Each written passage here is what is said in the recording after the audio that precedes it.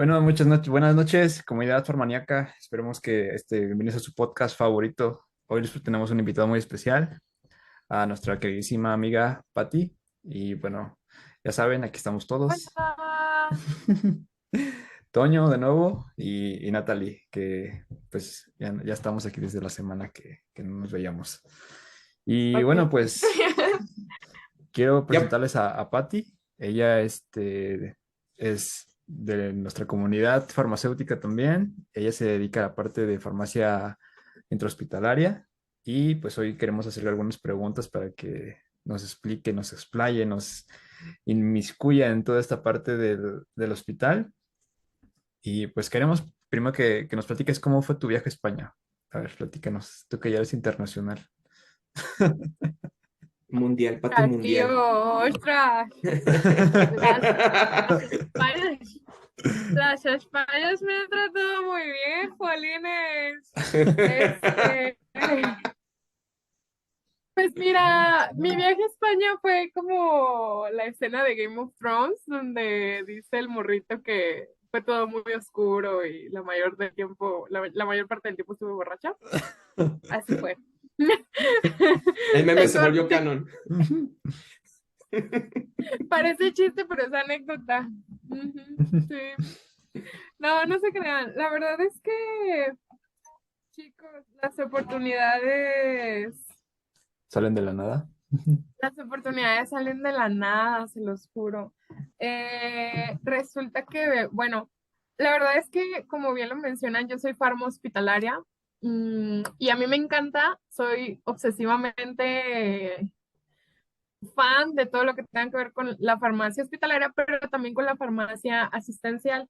Y en España hay un farmacéutico que sí, es el doctor José Luis Marco, que él está trabajando en una rama de la farmacia asistencial donde habla de atención farmacéutica conductual.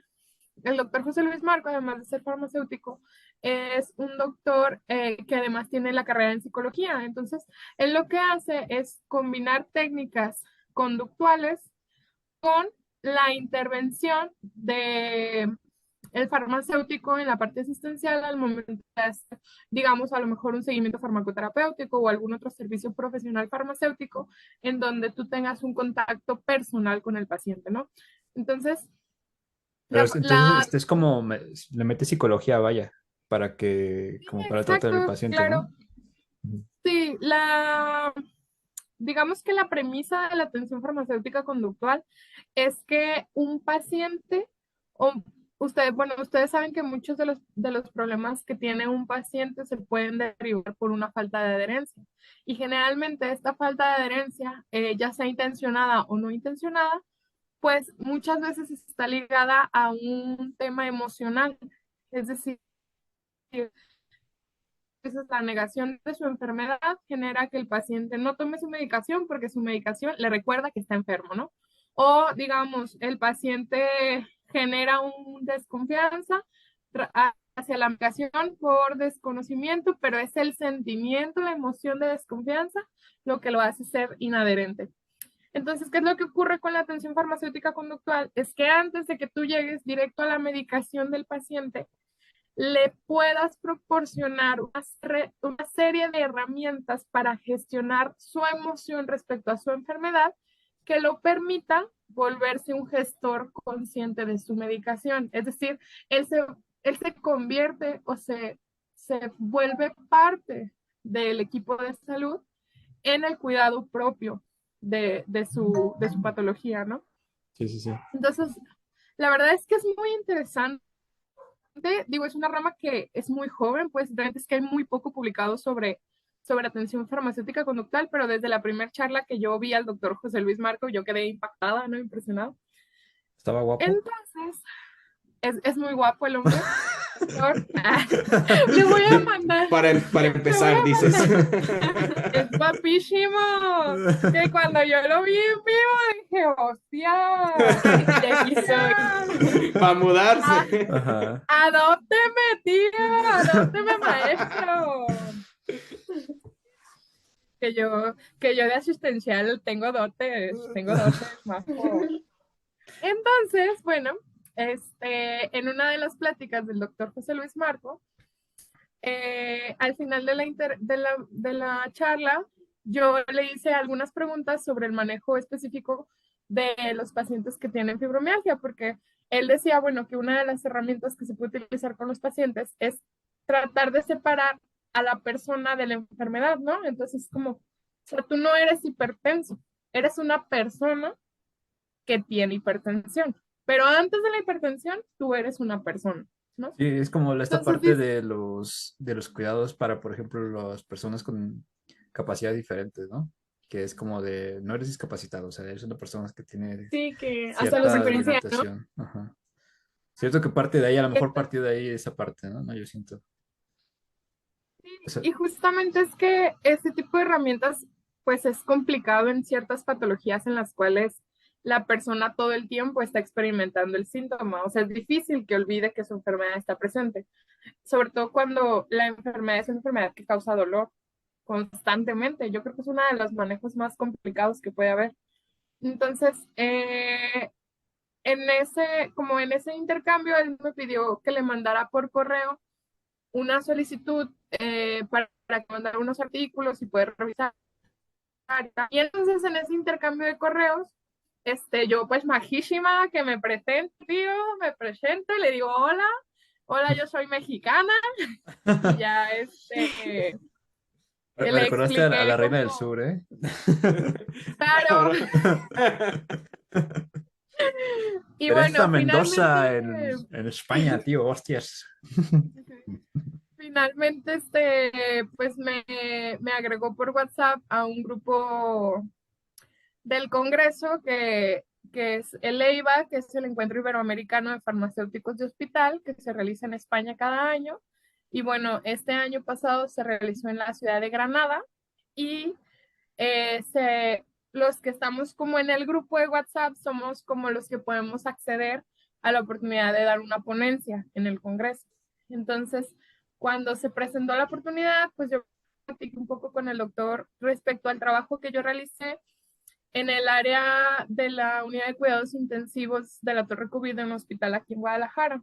Entonces, ese tiempo pues que yo estuve elaborando la UCI COVID, se llevaba a cabo un proyecto que era la humanización de la terapia intensiva y dentro de todo ese gran trabajo pues que era un equipo interdisciplinario, pues yo participaba como farmacéutico clínico en los pases de visita y bueno, desarrollé toda, o sea, durante la ponencia hablé como de todas las intervenciones que se pueden realizar durante, durante tu práctica como farmacéutico clínico en una unidad de cuidados intensivos. Entonces, Y justo quería llegar a esa este, parte.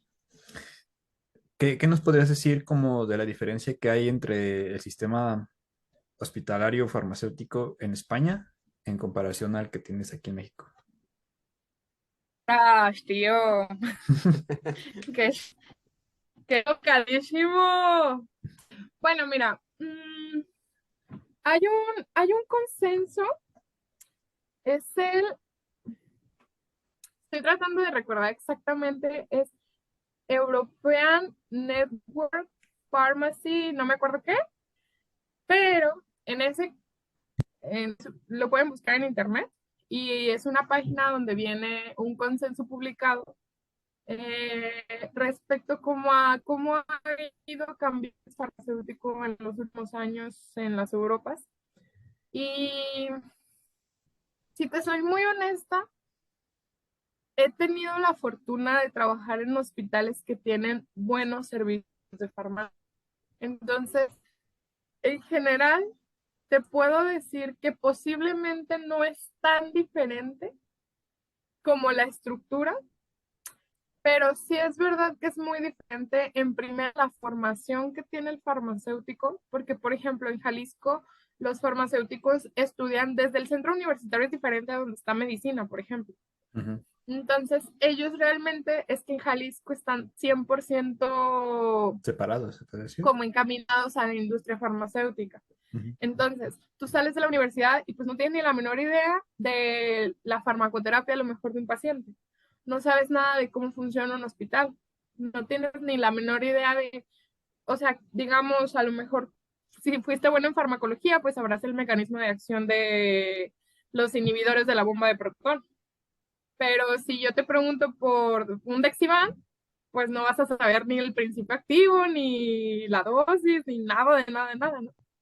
Entonces sí está muy lejano a la práctica real hospitalaria, cosa que allá, por ejemplo, es obligatorio que para que tú puedas pisar un hospital, además de haber cursado los 5 o 6 años de farmacia, tuviste que haber competido para una plaza del PIR, que es el farmacéutico interno residente, haber pasado 4 años de residencia y después competir por una plaza de farmacéutico hospitalario. Entonces, para que tú seas un farmacéutico hospitalario en España, pues tuviste que haberte aumentado por lo menos 11 años de estudio, por lo menos. Entonces, imagínate que, o sea, qué sueños que nosotros, por ejemplo, que salimos y a lo mejor desde antes de graduarnos yo ya había pisado un hospital, o sea, yo pisé mi primer hospital a los 20 años. Claro. Entonces, imagínate, o sea, claro que en ese momento pues tú no sabes nada de la vida, ¿no? Entonces, creo que el expertise que te da el estar metido en un hospital o sea, 8 horas como mínimo diarias, eso es lo que nosotros no tenemos aquí en México, porque no De hay hecho, en ese mi campo. universidad sí existe eso.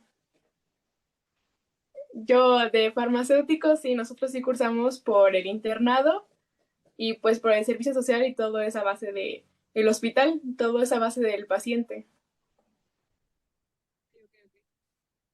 Sí, porque en la UAP es como un poquito más multidisciplinario. Sí se enfoca mucho en la parte clínica, casi no tocan la parte de farmacovigilancia y sí le pegan un poquito más a la parte de la industria farmacéutica. Por Sí. Solamente que, por parte de QFB, sí, sí, de la pero parte de pues farmacia es otro ya más distinto. por licenciatura en farmacia sí está enfocado un poquito más Sí, ya a farmacia de clínico. hospital, Ajá, sí, farmacia de hospitalario. hospital, hospitalario. Pero bueno, Y o que sea, bueno, dejando de por lado ejemplo, las carreras, como, qué le aconsejarías a alguien que está cursando la carrera y que probablemente busque, pues ahora sí que meterse a todo el mundo hospitalario? ¿O por qué te apasiona, dinos, qué te apasiona tanto del hospital que no puedes ¿O, ver en una industria o en dispensación o cosas o así? qué fue lo que pues más te llamó a ti del área? ¿Qué fue Ajá. lo que el diferenciador para ti que te motivó de yo quiero estar ahí?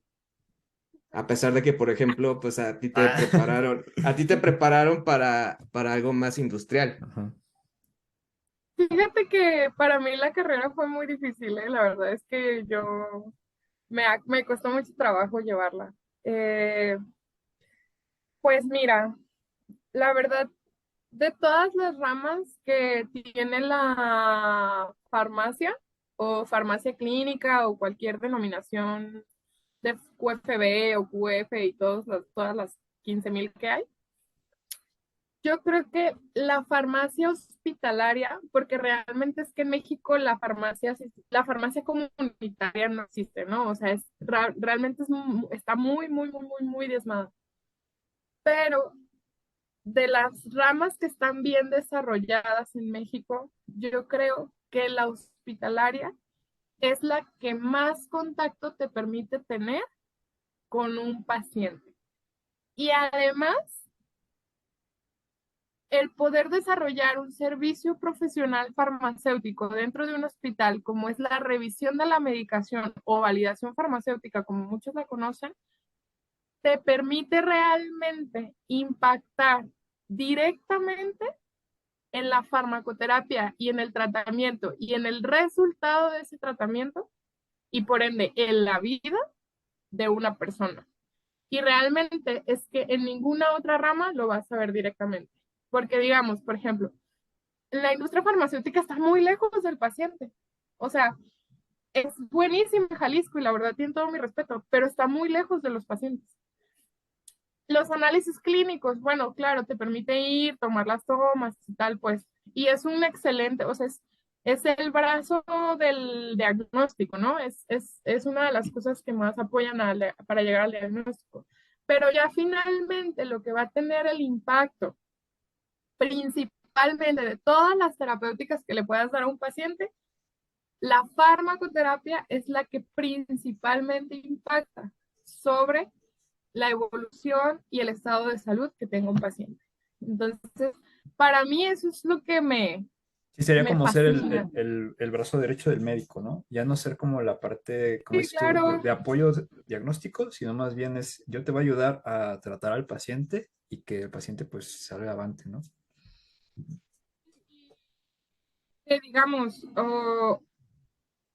ah, cuesta mucho trabajo esto. La verdad es que para mí el profesional que está dedicado al diagnóstico 100% va a ser el tratante, ¿no? O sea, a mí, si tú vienes y me preguntas cómo se diagnostica una artritis séptica, pues no tengo ni la menor idea cómo se diagnostica. Pero si me preguntas cómo se trata, yo sé cómo se trata. ¿Sabes? Entonces, para mí ha sido como complicado, obviamente, y creo que para todos los que estamos en el área hospitalaria, es complicado como empezar a tomar este rol y esta responsabilidad, porque muchas veces no nos cae en cuenta del peso y el papelón que estamos haciendo de, bueno, o sea, yo no me voy a meter con el diagnóstico del paciente, pero la terapéutica y todo lo que implique un medicamento, todo lo que sea sistema de suministro de medicamentos y cadena farmacoterapéutica, eso sí es mi área de expertise. Y sobre eso yo sí puedo tener injerencia. Y si a mí me dan un puesto de farmacéutico clínico en un hospital, pues entonces tengo toda la injerencia para hablar de cualquiera de todos esos puntos que abarca un sistema de medicación, porque eso sí es mi área. Entonces, a mí me encanta y me gusta mucho porque la verdad yo no tengo corazón de enfermero. La verdad es que eso sí, yo respeto mucho esas profesiones porque es un cuidado muy específico el que tienen con los pacientes. Pero a mí me gustan las drogas porque pues las drogas son Caray, caray. chicos, vayan a dormir. Menores de 18, por favor, vayan a Horario dormir hasta aquí. familiar ya acabó. Aquí apagamos stream. Bueno, ya me toca, ya, adiós. Dices, ya es hora, ya es la hora feliz.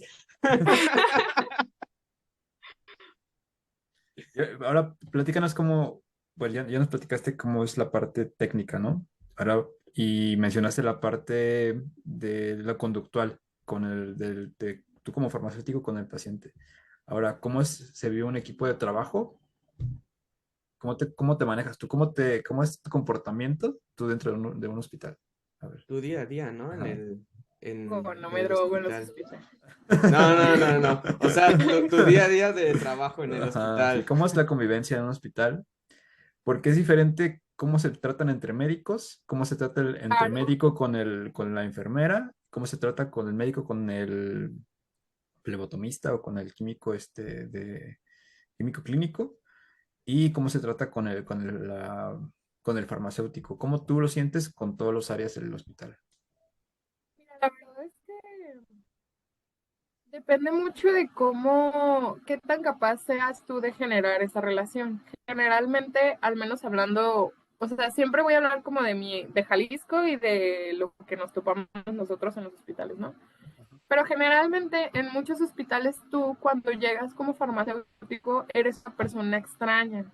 Entonces, que casi te puedo decir que en todos los hospitales en donde yo he llegado, la primera actitud que he tenido tanto de personal de enfermería como del equipo médico ha sido reservada, ¿sabes? Incluso como un poco de rechazo y en algunas ocasiones hasta un poco hostil. Y esto, bueno, pues hasta cierto punto es bastante comprensible, ¿no? Porque finalmente es un equipo o es una bina médico-enfermera que ha estado establecida por muchos años y pues finalmente no, los que llegamos como nuevos a integrar en este equipo pues somos nosotros, ¿no? Sí, Entonces claro. generalmente de inicio suele ser hostil y difícil. Y la verdad es que Pero ¿sientes que es difícil y hostil porque no están acostumbrados o ya de por sí es así el ambiente? O también, no, la verdad es que eso es verdad. Los hospitales son ambientes hostiles, por el simple hecho de que es un lugar que está lleno de personas pero por ejemplo, enfermas. O sea, también quien has visto más el rechazo, independientemente de la profesión, sino que a lo mejor como el tipo de rango de edad, sea, por así decir, los jóvenes son más aceptados al cambio y los adultos Los rechazan adultos. a lo que son más Ujú. cuadrados, ¿Cierto? o, Ujú. o es al revés, o hay de todo. Pero ¿qué es lo que has más visto Que como común? Mínimo en que hay dónde has de todo, estado. ¿eh? Fíjate que hay de todo. La verdad, a mí me ha tocado de todo. O sea, creo que lo que a mí me ha ayudado más es ser muy, primera ¿Social? instancia, no llegar, no yo soy una persona muy social y soy una persona muy agradable. Pero o sea, yo creo que lo primero, lo más importante es ser una persona muy respetuosa hacia el trabajo que la otra persona está haciendo. Entonces, de entrada a los hospitales a los que yo he tenido que llegar, siempre es como primero aprender cómo funciona el sistema, ¿no? O sea, cómo funciona el ritmo del hospital, cuáles son las prácticas que ellos llevan sin juzgar, sin emitir opiniones, absolutamente nada. Y ya conociéndolo, o sea, ya conociendo bien el sistema, entonces ya buscar la manera de poder generar como esta comunicación con cada uno de los profesionales. No es fácil, la verdad es que dentro de la formación que he tenido la gracia de poder recibir, mucho de ello tiene que ver con comunicación efectiva. O sea, desde el tono de voz con el que tú te acercas a un profesional, porque claro, es que yo no le voy a decir a una enfermera que es especialista, que es intensivista, que tiene una plaza en el hospital civil y además trabaja en un hospital privado en la UCI y que además es la mano derecha del intensivista de guardia. No voy a llegar a decirle, ¿por qué no lavaste tu vía después de colgarle el medicamento? Pues no, o sea, claro que no. Entonces, pues, ¿qué es lo que hacemos? Bueno, nos vamos acercando, vamos haciendo preguntas, nos interesamos por su trabajo, nos interesamos por su labor, demostramos respeto a lo que ellos hacen y eventualmente ellas solitas o solitos van a empezar a generar esa confianza. Y, Siempre. y a ver, Y dinos, ¿qué ha cambiado en ti desde que tú empezaste todo este mundo a la fecha? ¿Qué sientes que ha cambiado en ti? y yo, este, Mi vida. La voy a decir ansiedad. que, ajá, se me cae el pelo. Ah, no, te puedo decir que de entrada yo creo que soy una persona mucho más confiada. La comunicación, como que estarla practicando es algo que te ayuda mucho en cualquier ámbito de tu vida. Definitivamente tienes que tener mucha confianza, mucha seguridad a la hora de tomar las decisiones. También como que tener un gran sentido, o sea, me ha hecho generar un gran sentido de responsabilidad a la hora de hacer algo que vaya a repercutir en la vida de alguien. O sea, me he vuelto muy obsesiva como por investigar y buscar todas las posibilidades de lo que podría salir mal de lo que yo estoy haciendo. Y eso es algo que antes no hacía. Y pues la verdad no sé, yo me siento muy feliz, creo que me siento muy plena. Si pudieras regresar 10 años en el tiempo, ¿qué le dirías a tu yo, a la Pati de hace 10 años? Sobre Más bien. qué le aconsejarías, qué cambiarías, qué no hubieras hecho, qué si hubieras hecho. La verdad, yo le hubiera dicho que estudiara más. No a la universidad. O sea, Dejen la universidad todos, Dicen renuncien. adiós, no vale. sí. Gracias. O sea, Sal- sí. Yo creo que, porque, por ejemplo, o sea, yo me di cuenta que yo quería ser farmacéutico hospitalario cuando yo estaba en segundo semestre de la universidad. Entonces, yo Ujú. lo tuve muy claro desde el principio. Desde muy pequeña, Y dices. era muy pequeña. Y yo ¿Sí? llegué a mi primer hospital cuando estaba en quinto, o sea, yo estaba a la mitad de la carrera. Mm. Entonces yo lo tuve muy claro y yo creo que a lo mejor todo el tiempo que pasé, que a lo mejor no le prestaba o no le daba tanta atención a otras asignaturas porque no me interesaban realmente, lo pude haber invertido en formarme más para mi profesión porque tenía más tiempo, tiempo que ahorita no tengo. Entonces yo creo que le hubiera pedido que se formara más. que se preparara más. Ok. ¿Y qué hay tanta diferencia entre el libro, lo que te enseñan en la escuela, a lo que se vive realmente en el hospital? ¿Hay punto de Sí, comparación? hay un ¿No punto. hay? ¿Qué tan diferente es el enfermo de la enfermedad? Ah, buena Sí es pregunta, ¿eh? mucho, sí es mucho, ¿sabes? Porque lo Ok. que te enseña la práctica, lo que te enseña el hospital, no lo vas a encontrar en absolutamente ningún libro, ni Ujú. te va a enseñar a distinguir hasta dónde sí y hasta dónde no. O sea, digamos, por ejemplo, en la universidad te buscar interacciones farmacológicas. Y entonces llegas al hospital y lo primero que hacen es decirle al doctor que tiene que quitar la mitad de sus medicamentos porque tienen interacciones, ¿sabes? Y entonces llegas Una a la práctica real, polifarmacia.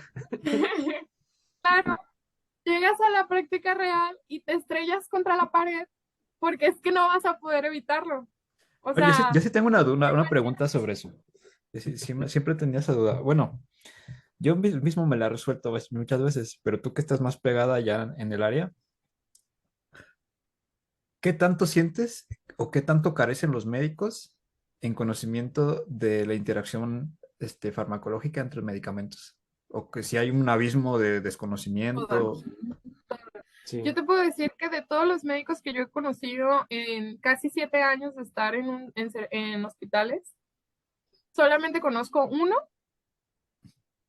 que conocía interacciones farmacológicas y que además tomaba para sus prescripciones. Solamente uno. Se está cortando un poquito para ti. ¿Lo puedes volver a repetir? Ah, perdón. Sí, que de o sea, que los años que yo tengo trabajando en hospitales, de todos los médicos que he conocido, solamente conozco a uno Ujú. que sabe de interacciones farmacológicas y que además las utiliza como base para su prescripción. Sí, Solamente uno. ahí es cuando entra la Pero, parte de uso de medicamentos racionales, ¿no? También. Claro, pero es que ujú, lo que no te enseñan en la escuela es a valorar a la situación del paciente, ujú. Que ¿sabes? No te cada enseñan, caso es no te diferente, ¿no? enseñan a sopesar el riesgo-beneficio del uso y de que se pueda o no presentar.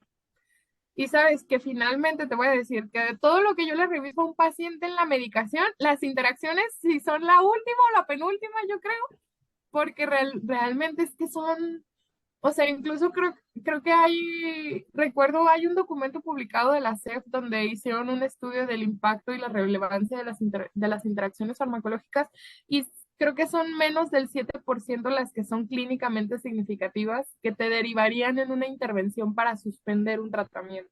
Es como O un sea, es mal súper necesario. es un mal necesario, es algo inevitable, o sea, es una situación que va a ocurrir y que además lo que te enseña la práctica y lo que te enseña el expertise de estar en el hospital es a mediar con esas interacciones, a decir, ah, Ujú. bueno, a lo mejor si separo los horarios, o a lo mejor si le cambiamos la dieta, o a lo mejor si modificamos tantitito, pues entonces ya no hubo interacción. O a lo mejor hay interacción, pero pues imagínate, o sea, en un paciente que está intubado, que tiene falla renal aguda, que necesita sedación y necesita furosemida, pues a mí el intensivista me decía, o le quito la furosemida y que pierde el riñón, o le quito la sedación y que se despierte con el tubo adentro. ¿Qué quieres que hagamos? Imagínate, te Ah, caray, enfrentas a eso no esa mal. clase de decisiones, te enfrentas a esa clase de decisiones. Sí, pues Y, claro lo, que sí. y por ejemplo, ahorita es gracioso, pero Pero estando ahí, ahí no. no Sí, es claro. gracioso, Es una porque situación el médico incómoda. va a voltear y te va a decir, ¿qué hago? Lo que tú me digas que haga, eso voy a hacer. Y a mí esa pregunta me da muchísimo miedo, Yo creo que a pero todos, yo creo que a todos. Sí, porque al final de cuentas es la responsabilidad, ¿no? Y es la mucha vida más de alguien. es la vida de alguien y más cuando otra persona que, o sea, trabaja contigo a pesar de diferente carrera, lo que sea, pero pues ya te está diciendo a ti, o sea, lo que tú me digas que haga, lo haré. Y o sea, básicamente, lo bueno o malo que pase va a ser tu responsabilidad. Más como que el cargo de. ¿Y qué piensas del abuso de los medicamentos? Yo creo que Porque, pues sí, ahorita no sé si ya, creo que se ha intentado como relegar un poquito, pero yo lo sigo viendo en todos lados. O sea, es de que llegas a consultorio X, ya sea de gobierno o hasta mismo privado. Y pues, pues lógicamente aquí en México, a lo mejor no sé en otros países, porque pues, nos van a ver en otros países probablemente. Aquí se da mucho que en las farmacias tengan un consultorio privado donde se da consulta pues directamente con el paciente y a un bajo costo pues, por la economía y obviamente pues, la gente se acerca más a ese tipo de lugares.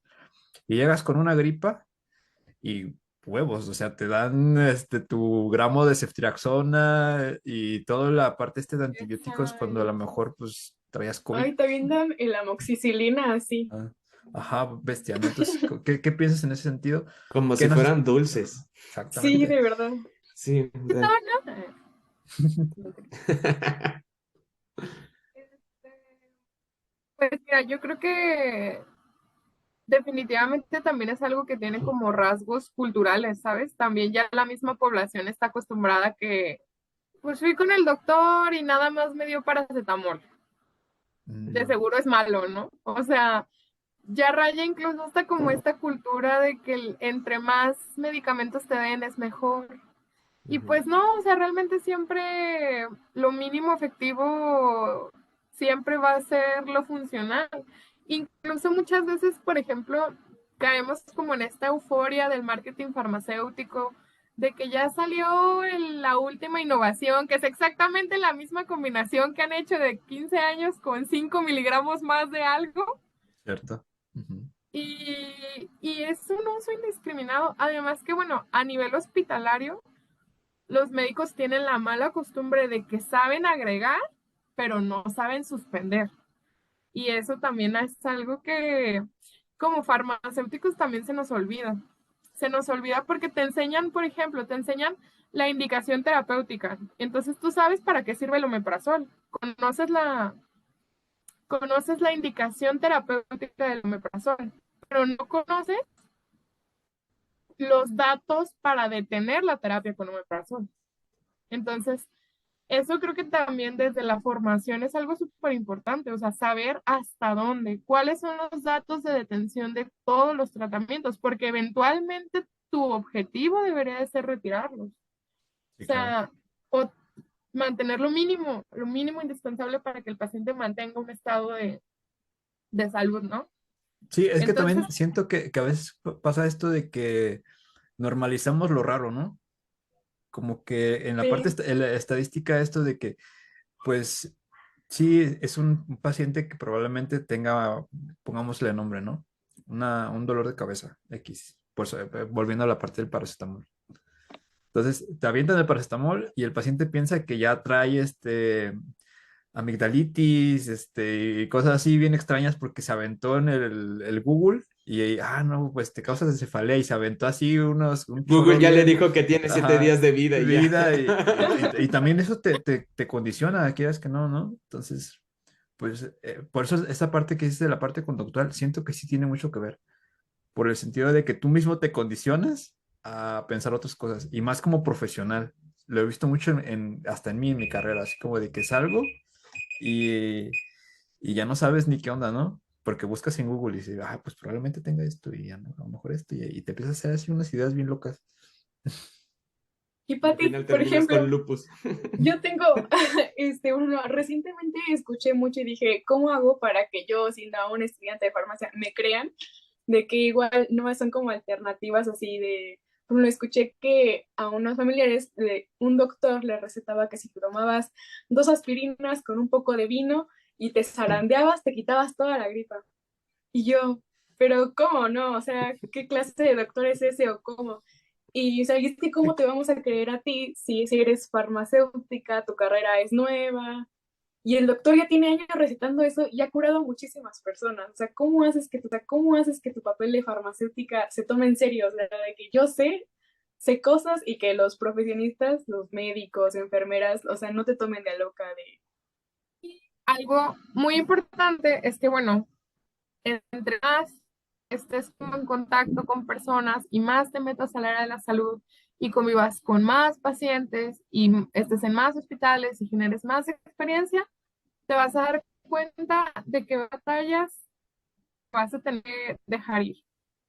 Entonces, digamos, o sea, yo lo que haría, por ejemplo, sería explicarle, a ver, o sea, los virus son agentes que no se curan por medio ni de antibióticos ni de ningún medicamento. O sea, realmente es que tú lo único que vas a poder hacer al tomar un medicamento mientras estás cursando por una infección, por un virus, pues solamente va a ser poder manejar tus síntomas para que te sientas mejor y esperar a que tu sistema inmune responda a eso.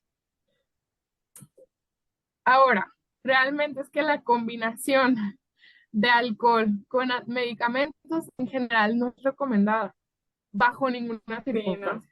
Y Repítelo más fuerte agitarlos, para que todos te escuchen, por Más favor. fuerte. Por favor. Que Grítalo.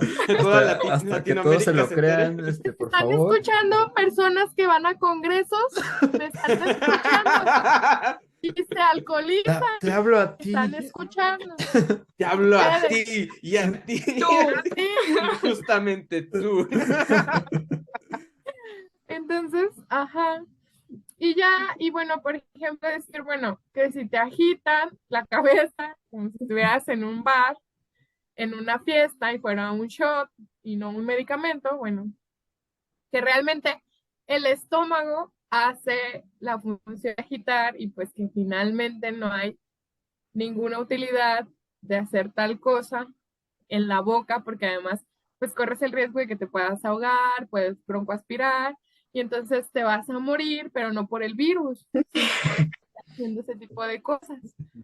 Y entonces das una sola explicación, y si te tiran por loca y por estudiante, entonces dile, bueno, pues entonces sigue haciendo lo que tú consideres, pero cuando necesites información, no vengas conmigo, porque ya me quedó claro que tú a mi carrera, entonces no me preguntes. Sí, o sea, si exige respeto, ya te Muy va a bien. respetar, ¿no? Sí, también sería esa Sí. parte, ¿no? Generalmente regresan, ¿eh? Ya cuando ven que no les sirve. Ya cuando tienen su aspirina atorada en la garganta y ya no pueden. Cuando se agotaron todas las instancias y ya no saben qué más hacer. Ahora platícanos que obviamente en México estamos muy rezagados en muchas cosas. Hay que dar cambios, hay que incentivar muchas cosas, desarrollar nuevas y cosas de ese estilo. Pero tú que ya estás inmiscuida en toda esta parte de, o sea, yo te puedo hablar desde la industria farmacéutica y siento que pues, sí nos falta mucho, ¿no? Pero tú en la parte de la industria, digo, de la parte hospitalaria, ¿qué piensas que viene para México? ¿Qué harías tú? ¿Qué cambiarías? ¿Qué sería lo que recomendarías para que en nuestro país, porque hay gente que va a escuchar esto y que a lo El mejor no, presidente, nunca se sabe, ¿eh? Nunca se sabe. A lo mejor ¿me sales en la estás mañanera. escuchando? ¿Me estás Tú escuchando, López Obrador? no estás solo. No. Pues mira, yo creo que aquí hay como dos puntos muy importantes, ¿no? La regulación y las instituciones educativas. Entonces, lo que se viene a nivel regulatorio es una bomba. O sea, con el antecedente de lo que acaba de ocurrir en el estado de Durango, ¿Cierto? a nivel regulatorio se nos viene encima, de Platícanos, verdad, porque noticias. hay gente que no ve noticias. Bueno, Contexto. Contexto, bueno. digo, Contexto sin Para pretexto. para las que no son mexicanas, recientemente en Ay, el qué estado de pena. Durango se dieron, se dieron una serie de lamentables casos de meningitis aséptica, es decir, no están provocados por bacterias o virus, fue a raíz de un hongo. Y esta meningitis aséptica generó desafortunadamente el fallecimiento, me parece que fueron 23 personas. No sé. Bueno, sí, sí, más o menos. En Lo el estado importante de es, pues, Durango, y bueno, los casos creo que fueron más de 100, no sé exactamente cuántos. Y esto pues se debió, inicialmente se creía que fue asociado a la contaminación de un medicamento que se utiliza para el bloqueo epidural en cirugías de obstetricia. Sin embargo, bueno, al final de la investigación que realizó COFEPRIS en conjunto con las autoridades del estado de Durango, pues se determinó que la causa de la meningitis aséptica que presentaban estos pacientes fue debido a el mal uso y malas prácticas en los procedimientos de anestesia que tuvieron estos hospitales, que además bueno, en la época de que eran pues hospitales que manejaban bastante cirugías obstétricas y que además eran hospitales particulares, entonces pues estaba todo como muy focalizado. Y bueno, a raíz de todo esto, que fue un escandalazo en todo el país y que a todos los estados nos trajeron en friega, pues la agencia regulatoria, en este caso la agencia mexicana, que es la COFEPRIS, pues estuvo emitiendo varios documentos por medio de la página y bueno, por medio de otros medios respecto a las nuevas, o bueno, a todos los puntos que nos van a estar verificando ya a todos los que formemos parte del área hospitalaria y en este caso muy específicamente a todo lo que concierne a la farmacia hospitalaria. Entonces, hubo un documento que es una alta directiva publicada por COFEPRIS el 5 de diciembre, donde entonces desglosa absolutamente todo lo que un hospital que tiene farmacia tiene que cumplir, entre ellas, bueno, que tienes que contar con una licencia de farmacia hospitalaria, que además te da una cantidad de requerimientos increíblemente distintos a los de una licencia de farmacia normal, y que, bueno, tienes que cumplir como con 2 capítulos más completos del suplemento a la farmacopea, que son cosas que antes nos estaban requiriendo. Y aunado a eso, en el área de farmacovigilancia, pues igual estuvieron mandando oficios y comunicados notificando pues que ya se van a hacer visitas de verificación por parte de la autoridad en todo lo que tiene que ver con temas de farmacovigilancia. Entonces, regulatoriamente se nos viene un señor reto, un señor reto. La verdad es que hospitales en Jalisco creo que no hay ninguno que esté ya como alineado a la licencia y bueno, creo que hay pocos hospitales en la Ciudad de México que la están ya empezando a tramitar. Entonces, yo le veo parte buena porque significa que vamos a tener mucho trabajo en México, mucho trabajo para los farmacéuticos, pero por otro lado, ya a nivel de instituciones educativas, la verdad es que creo que muchas de nuestras instituciones no están preparadas De hecho, para dar a los estados profesionales con la formación necesaria para responder a los requerimientos regulatorios. Entonces, creo que aquí la bronca es que las instituciones se pongan a revisar sus planes de estudio y realmente los modifiquen acorde a las nuevas necesidades que está viendo, porque simplemente el plan de estudios de Jalisco de la Universidad de Guadalajara, espero que el rector no vea esto, pero ojalá sí, ojalá sí. No te ca- Por pero dos, por dos. bueno, Ella si lo egresó ves, de acá. saludos, Saludos, sí, saludos al claro, rector de la UAP también, por favor. saludos al Rectora. rector de Ahí, la UDG. Hidalgo. ojo aquí, rectores, por favor. Bueno. O sea, es que el programa de la UDG de químico farmacéutico, de farmacéutico, tiene nada más la F de la industria, pero de hospitales y de comunitaria está, o sea, Bueno, feo, aunque, horrible. aunque por ejemplo, yo creo que por eso está enfocado un poquito más a la industria, ¿no? Adaptaron bueno, ahí tu plan, pues porque lo que tiene más Jalisco es la industria. Y yo lo comprendo, ¿sabes? Y tiene mucho sentido porque finalmente la institución le responde a las necesidades del Estado. Pero Ujú. con esto que está pasando, las necesidades de todo el país van a ser muy diferentes. Pero por Entonces, ejemplo, ajá, sí, perdón. perdón, no te puedes dar el lujo de estar soltando farmacéuticos que no tienen la formación necesaria para estar en un hospital. A mí se me hace muchísimo más riesgoso tener a un farmacéutico que no está formado en un hospital suelto a no tener farmacéuticos. O sea, así te lo digo de verdad. Porque es que la verdad, el impacto que puede tener un farmacéutico en la vida de una persona es muchísima. En Es resumen, muchísima. si los va a contratar Patty, no tienen jale. Ajá. Sí, básicamente. En resumen, a nadie va a contratar para ti. A mí Si sí, eres Pati, por estudiante de favor. Jalisco, no vas a encontrar jale. Sí, No, exacto, no, con no. ella no. Contra Con su ella. mismo estado. No, o sea, Pati está claro, contra Jalisco. yo lo que creo es que, bueno, los jefes de servicio tenemos mucha responsabilidad en formar a los farmas que nos llegan antes de permitirles hacer ya actividades, pues que tengan un mayor riesgo.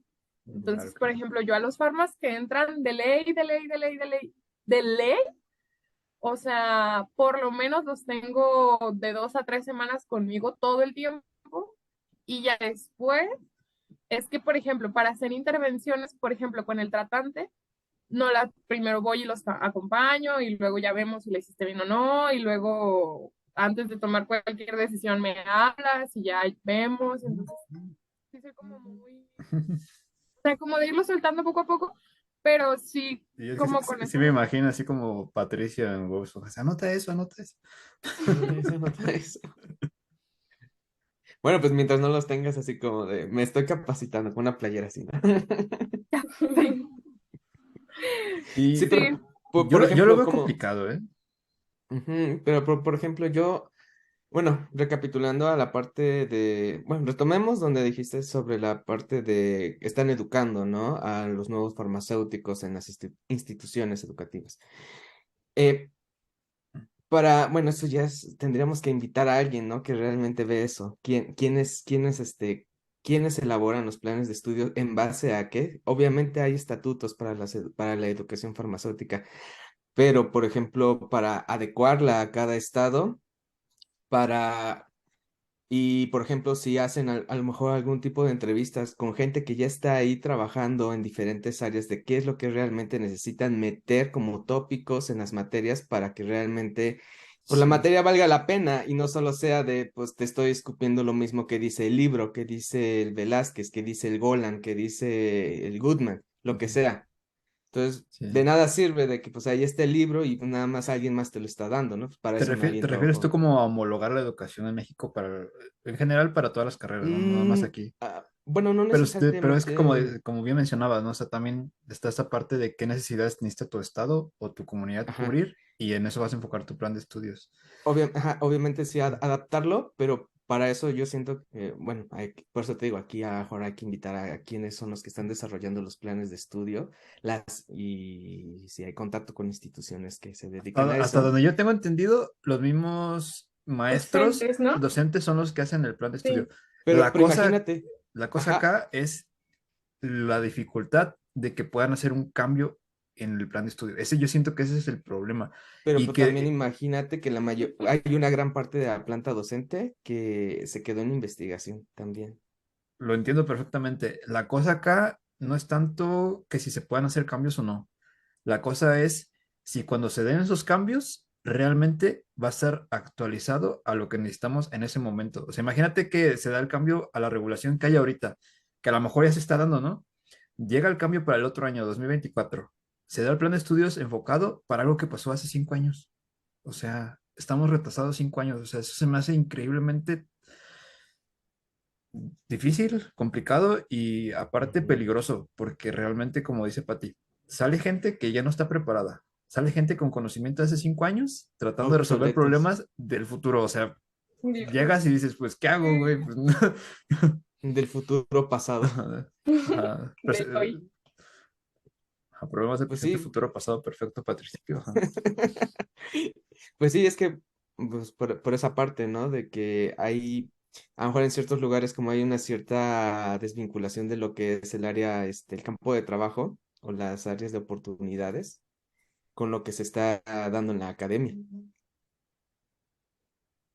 Te doy totalmente la razón en el sentido de que mucha gente ni siquiera sale a probarse como profesional y se queda, no digo que en una zona de confort como investigador, porque la investigación también es muy bonita, aporta muchísimo, pero hasta cierto punto es la gente que está formando a nuestros estudiantes y tienes este sesgo de que, bueno, o sea, como dices tú bien, Toño, no todo es el libro.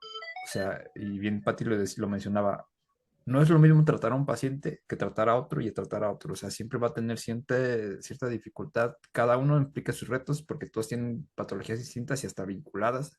Un diabético que tiene problemas renales, problemas circulatorios, y te avientas un chorro mal de más y luego le dio COVID. Y está deprimido porque lo dejó su esposa. Dices, pues güey, ¿qué hago, no? Pobrecita. me encantan las historias de Sí, Iris. es que es el drama, es la carnita, Es parte de... es la carnita de este pozolito que llamamos maníacos. Me encanta. Porque tú eres celíacos. Tú eres el Niacos de Sí, yo sé, soy muy Farma. mainstream en este sentido. Farmas. Toda la parte conspirativa, yo la traigo aquí al podcast. Al siguiente capítulo va a traer su casco de aluminio, su sombrerito de aluminio. Con antenas. No hay problema, mientras Casi, casi. no me veas llegar aquí con rastas y cosas así, fumando o cosas de otro índole, creo que estamos bien. Entonces, Todavía, pues bueno, todavía. todavía hay esperanza en el futuro de México. Somos el futuro de México, recuerden. Sí, sí, sí. No, no lo niego. Qué buen futuro. Qué buen futuro veo yo aquí. Y ahora volviendo a cosas difíciles y cosas no tan difíciles. ¿Cuál ha sido el caso más difícil que te ha tocado y cuál ha sido el más, vaya, hasta el más tonto que te haya tocado? Porque hay pacientes que se inventan unas historias que dices, ay, Sí. Sí. No, Y dice que es ese paciente. Es más difícil como de farmacoterapia que he tenido. pues yo resolver, o creo sea, que en lo que has trabajado, así, ¿no? O así sea, el que ¿qué has sentido dices, el más pesado, el hoy fui que te Doctor House, marcó? hoy me la pellizcaron todos. Un paciente que incluso me acuerdo de su nombre completo y su fecha de nacimiento, imagínense. Ok. Y ese paciente, la verdad es que yo era una farma muy bebé cuando me tocó que estuviera hospitalizado. Fue en el primer hospital en el que trabajé. Y yo tendría como un año de farmacéutico, que realmente para la formación que nos daban en el hospital, un año pues no era prácticamente nada. Yo Ujú. estaría terminando, pues sí, no, creo que todavía ni siquiera empezaba a hacer validación. En esa época yo estaba en el área de preparación de mezclas intravenosas. Entonces, como tal, yo no revisaba la farmacoterapia del paciente, pero sí hacía como todas las mezclas de todo el hospital.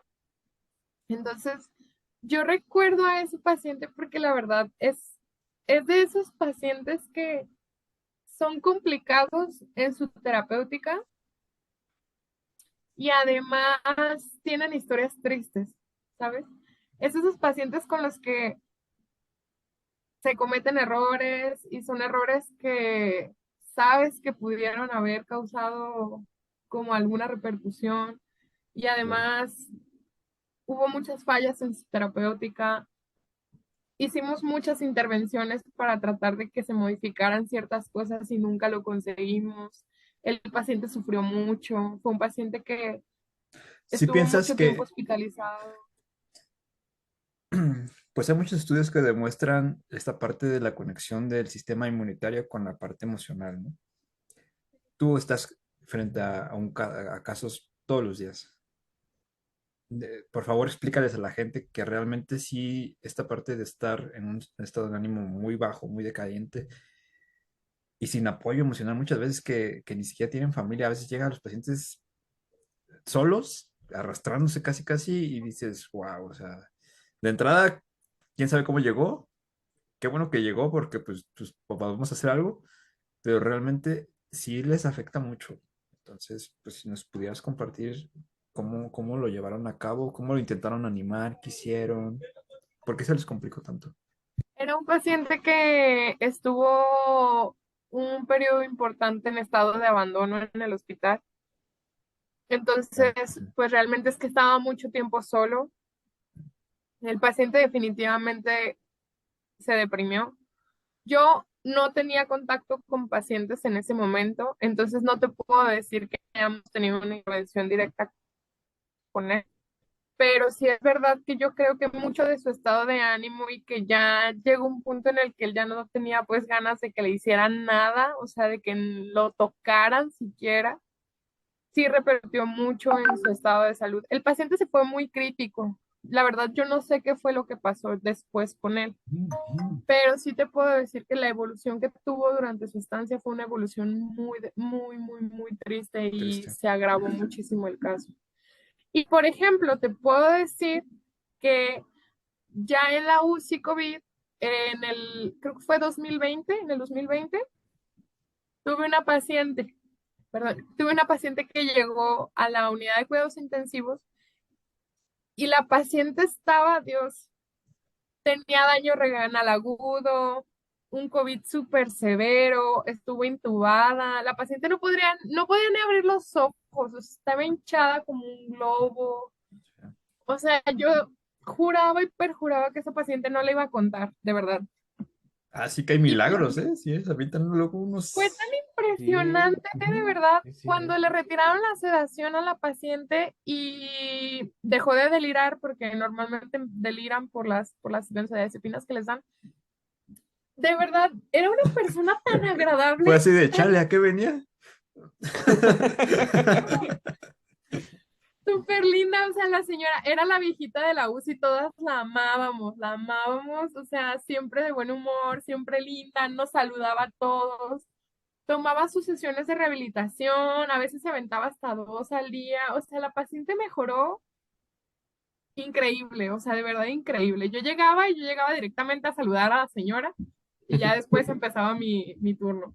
Y la verdad es que, o sea, ese tipo de casos yo me quedaba impresionada y la verdad es que sí creo que tenía mucho que ver la actitud que tenía esa señora ante la vida. Porque la señora era una señora muy amable, era una señora muy contenta, era una señora que se veía que disfrutaba la vida y estaba Sí, en una claro. UCI COVID, o sea, ¿Cuántos la años verdad es tenía, que más o menos? yo creo que tenía como unos 80. Ok, Estaba viejita, de verdad Fíjate. era la abuelita COVID, o sí. sea, Ujú. Ah, sí. bueno, Abuelita y ustedes deprimiéndose con sus 20 años. No, vea, Ustedes Con, morros, con ustedes las morros. crisis sí, pero ¿y qué tiene? existenciales. Yendo a terapia cada 3 días. No, morros, vean. Todos esperando el club de los 27 y que no sé qué. Ah, no. Y bueno, pues ya para cerrar, para que no, pues ya también es tarde y no se vayan a malnochar. Am, pues no sé, si tengan alguna pregunta ustedes, chicos, a ella. Probablemente le invitemos seguido, así que Sí, de hecho. sí, vamos a atenderle Sí. seguido. Solo que pues en el tema parte hospitalario, que mucha gente tiene dudas, sobre todo tú, Natalie, que estás todavía en la Ujú, escuela. que estás todavía en la escuela, que a lo Sí. mejor No tienes necesita. un mar de dudas, Ujú. de que quieres tips. Pues yo tuve algún docente que igual en el hospital nos decía que pues muchos de los que llegaban a la escuela, los típicos mataditos del salón, que decían, es que eso en el libro no venía y su paciente está grave, está, o sea, dicen, no, pues es que necesita una dosificación exacta, necesita una dosificación, bueno, nos hablaba más de la dosificación, dice, no, es que eso no venía en el libro no venía si le pasaba esto. Entonces, para mí era como, pues, por algo estudiamos, ¿no? Yo creo que tenemos que tener la mente abierta, ser creativos, ¿no? O sea, de esa parte de que si no lo dice en el libro, pues tú solucionalo, porque si no lo haces tú, no lo va a hacer nadie y el paciente ahí se va a quedar. Y el paciente tiene la fe y esperanza de que tú lo puedes salvar. Entonces, pues siento que son ese tipo de cosas de que ver más allá de lo que están en los libros, de lo que nos enseñan en la escuela y la práctica, pues hace el maestro. Sí. Y es difícil. La verdad es que cuando te refugias mucho en la información que puedes obtener y en la evidencia que existe, y luego llegas y te topas contra la pared porque resulta que eso no existe jamás, ni está demostrado, ni nada, es difícil, porque vas a ciegas y te quedas mucho con el conocimiento puro que puedas haber generado en los años que estudiaste. Entonces, y es más común de lo que crees. La verdad es que entre más avanzas y entre más especialidades eres capaz de revisar y entre más críticos son los pacientes, menos evidencia encuentras. Se vuelve más complicado. Claro, hay que también Sí. denotar que los casos así rarísimos, pues también no son tan abundantes, ¿no? Por lo general te vas a topar con rutinas ya establecidas donde sabes la terapéutica, la posología y que realmente va a ser no te va a tocar un lupus cada 2 semanas, ¿no? ¿Sabes qué es lo que ocurre? Que, por ejemplo, a lo mejor no raro, o sea, a lo mejor puedes tener como las postologías bien definidas y tal, pero, por ejemplo, Variantes, ¿no? ya la combinación de factores es lo que lo vuelve raro. O sea, entonces, digamos, tú tienes a lo mejor, no sé, digamos, no sé, un paciente que tiene hipotiroidismo y tal, y toma un paciente post-trasplantado de, no sé, de riñón. Y a lo mejor, claro, tú sabes cómo se utilizan los inmunosupresores y que es el tacrolimus y tal, y el ácido micopenólico, bla, bla, bla. Pero ¿y si ese mismo paciente está intubado en una UCI y además es diabético y el paciente no tiene sonda nasogástrica y tiene una sonda nasoyeyunal y el ácido micofenólico es incompatible con la administración nasoyeyunal por el pH? ¿Qué haces? ¿Sabes? Y aparte Sí, tuvo una reacción alérgica al medicamento que le metes. Sí, o sea, Alérgica. realmente. conozco de Y te esos lo digo, casos. Soy eso es ese. lo raro, porque claro, a ti te enseñan la teoría de la sonda nasoyeyunal. Mm. Y te enseñan aparte en otra clase la teoría de los inmunosupresores. Y te enseñan en otra clase aparte la enfermedad renal aguda, ¿no? Y el control de líquidos. Y te enseñan en otra parte, pues, cómo se absorben los medicamentos y el pKa y el pKb y Sí, no hay todo una eso. integración, ¿no? Pero no hay exactamente. Y Todo entonces No hay llega tu separado. cómo paciente, juntarlo todo. y entonces llega tu paciente que tiene todo ahí y que además está ingresado por COVID y que está sedado, ¿sabes? Y que no tiene nada que ver con lo que te está pasando en ese momento. En la Y es mente se vuelve juntarlo todo como Ajá. de Y cada quien aparte, haya su y parte aparte y ahorita llegaste, lo juntamos regando. y aparte llegaste crudo a trabajar. Ah, bueno. y Más aparte fresco el llegaste pana. crudo al pase de visitas y entonces es ahí donde se pone difícil. Dice Sí. Sí, un sí. clamatito y Sí, ahorita de regreso. Un suero te para lo este resuelvo. pobre. Un suero para Pero este para tu pobre pobre. farmacéutico. Aviso, no, no, los farmacéuticos no son alcohólicos. No, Ay, no empírico. digas mentiras. Ay, no digas Mary Jane. No digas, Mary Jane. No digas Mary Jane.